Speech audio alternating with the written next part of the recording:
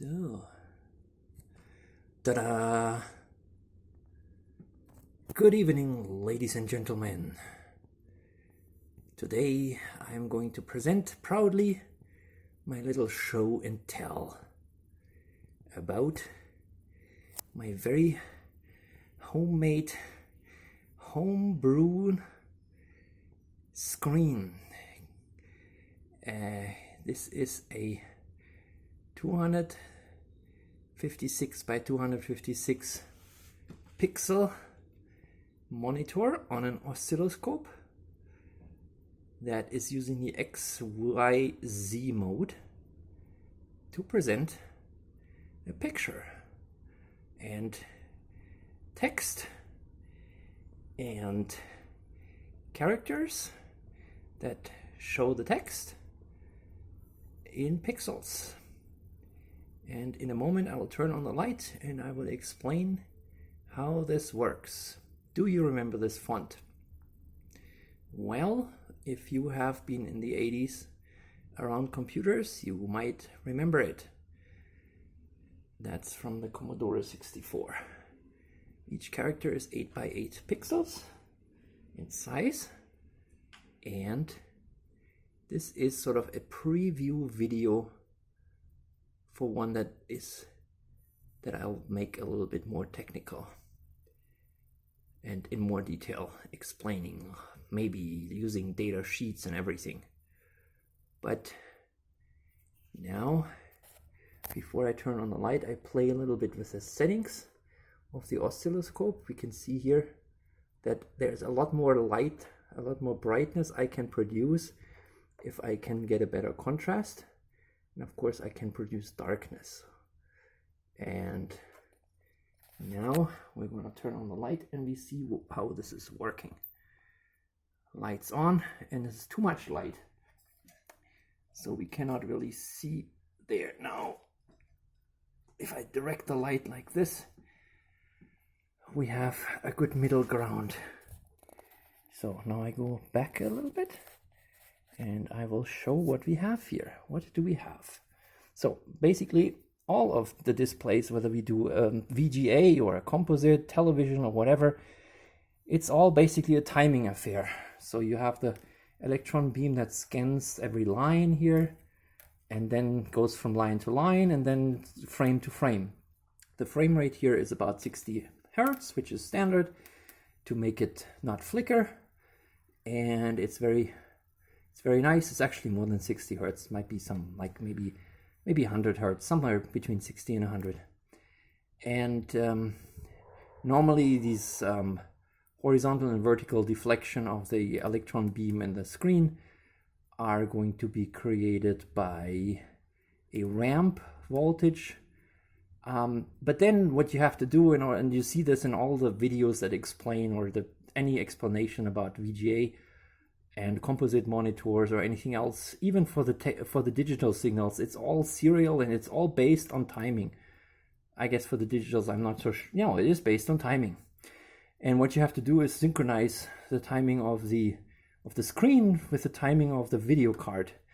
The nice thing with this XY mode is that we basically have the screen, display control, and the production of the video data integrated into one, which makes this a nice way of exploring these sorts of displays, because it's much easier, because I don't have to worry about synchronization with some other device. I just have it integrated.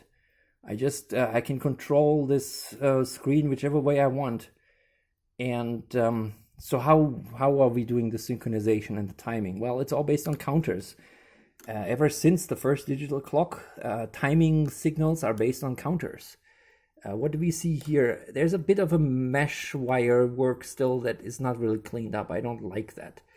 But I'm going to zoom in a little bit here, and you can see the crystal here. This can here, that's a crystal. Most people that show these electronics video, they put in a can that is much bigger, like a cube. And mine is just a little thing, a crystal. This is just the crystal and not the oscillator.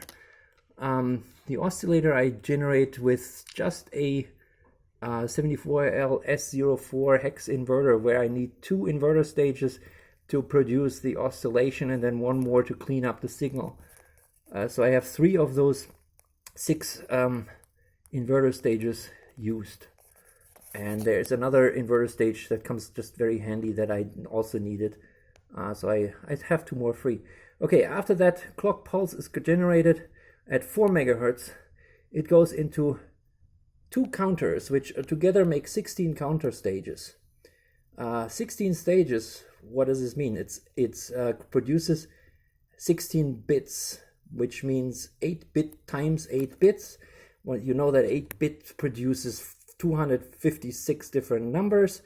And so we have one 8-bit block for the horizontal dots, pixels, and one 8-bit for the vertical pixels. And so together this is built from what?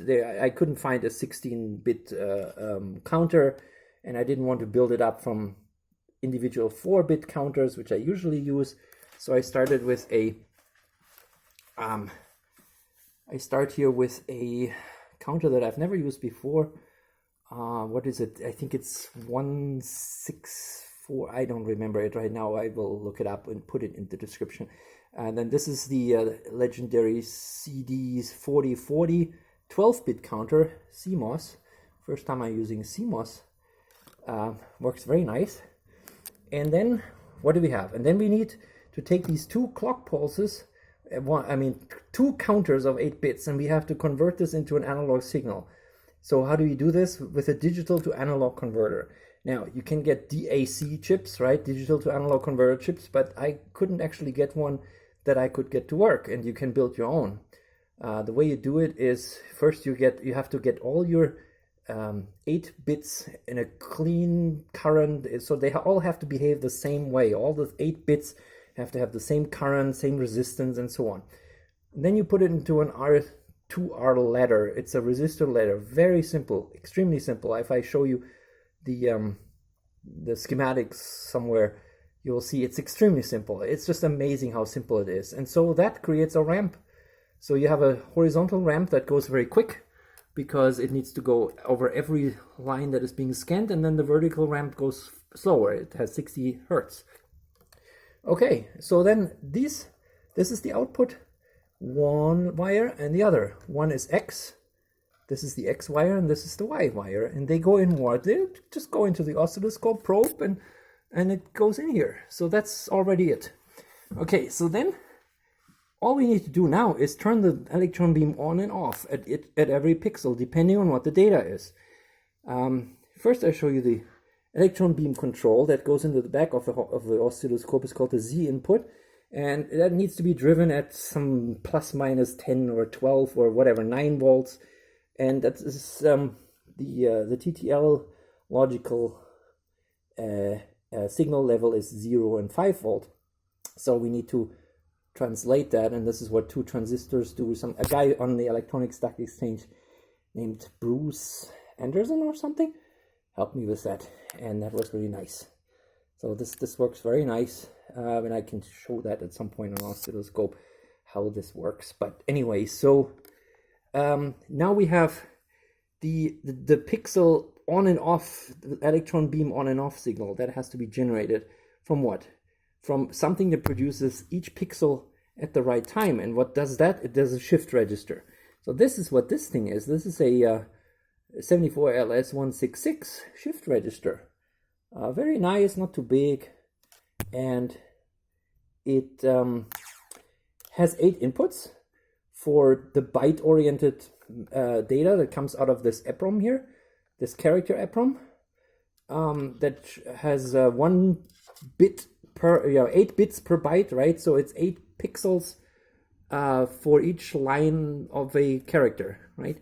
So that comes out, goes into the shift register, and then within 8 clock pulses, that is being pushed out on one line, and that 1 bit gets into this transistor amplifier and then controls the electron beam intensity as the as the electron beam is scanning the picture. And that's it. So all we need to do now is take the counter pulses and put them into the right memories. I already divided this up. I didn't want to produce high resolution dot graphics. I wanted to produce something that can show text. So how does this work? Here's a character memory. 2 kilobyte of memory is just perfect to fit 256 different characters at 8 pixels by 8 pixels resolution, right? So wonderful size, perfect. I have a bunch of those and I can play around with them. It's very nice. So I programmed those with the characters from the Commodore 64, and I arranged them somewhat differently. So I don't have the Commodore screen code versus ASCII. I mapped the ASCII characters into the ASCII range, and the graphics characters I selected those that are useful, and that's what I was bragging about. The rounded corners, you could not use the rounded corners together with lowercase font, but now I can do this.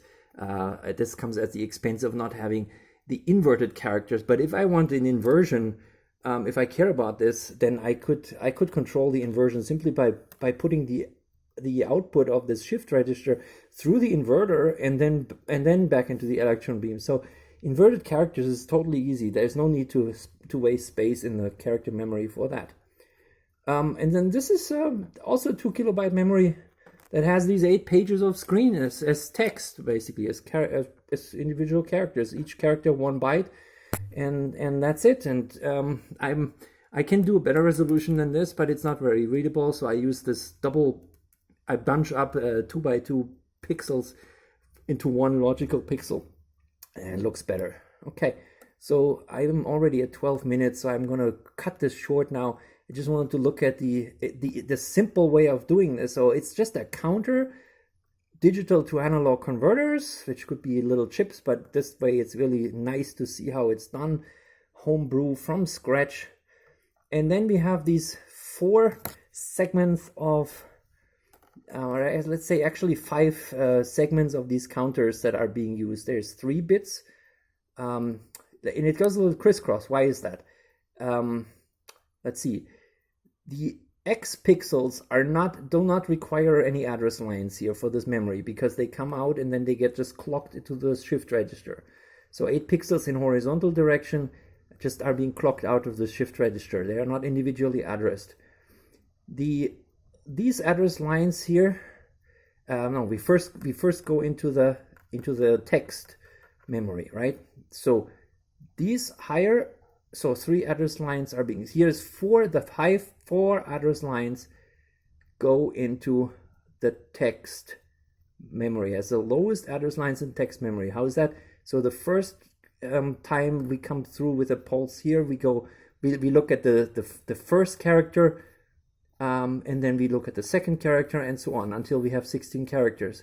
Then comes the vertical, so that each line by line that goes through these 4 bits makes 16 lines, right, of text. Now, out of each of these put together, so there's 8, there's 4 and 4 makes 8 address lines, which makes 256 or 16 by 16 characters. And they come out of this here at the data lines. And the data lines of the first ROM, of the text ROM, they get into the address lines of the character ROM. And there's another crisscross over there, because the character ROM is organized in such a way that you have that each character is a block of 8 bytes, right? And it's each line by line of each character is together. So that means you have to have the lowest 3 bits of the address into the character memory come from the vertical counter, right? From the vertical signal. And then the higher bits, so we have 3, then there is 5 higher bits come from, 8 higher bits, of course, come from the text memory. Okay, so there's 8 bits comes out here that goes into the address line. So you have 3 plus 8 gives 11 address lines, which is exactly what these little EEPROMs can do. So then that means if we have 8 here, 8 address lines going into the text EEPROM, and then because it has, just like that, the same EEPROM, it has 3 more address lines, and they happen to be up here, which is very convenient. So what do I do with those? That's how I create 8 screens, right? 8 pages. And how do I do this? Well, it just goes on with the counter again. So there at the output stage of this, this counter here will go 60 Hertz, right? It's very fast. You couldn't read anything. So we have to divide, we have to slow this down simply by dividing it. And I just use another one of these 12-bit counters where I don't need all these 12 bits. I just need to waste time counting these, and then I just use the highest 3 bits, and these highest 3 bits go into the highest 3 address bits of this text memory. So that's how the pages go clocked through. And I have a little button here which I can use to halt the screen, and I push this button here, and so now the screen should stop. It gives you a little more time to read. Yeah, that's it. I can change the focus. I've never actually dealt with that. Yeah, that's fine. So that's it. Let's run it to the end. My acknowledgements. I want to show those while the text just goes through more time explaining these things. Oh, next steps. I haven't talked about this yet. Of course, this is boring, this display. So I'm gonna see if I can build Conway's Game of Life. And my acknowledgements go to my son, who studies computer engineering, and so he sort of, I started thinking about this. I'm a software guy. I've never played with hardware, but so I was interested in that hardware stuff then, because he started this, and then I found this Ben Eater on YouTube, who is a great guy who's explaining things and makes it really easy. And then we have to thank COVID-19, because if it wasn't for that, I would be traveling around the world, and I mean, not around the world, but I would be traveling, and all the work would be so much more, and we would be doing so much more things. So I wouldn't just sit locked down in a house having to do something, to play. So that's what I can do. That's why we have to thank the disease. Okay, and now the video is too long, and I will turn it off and see if I can get it uploaded before next week.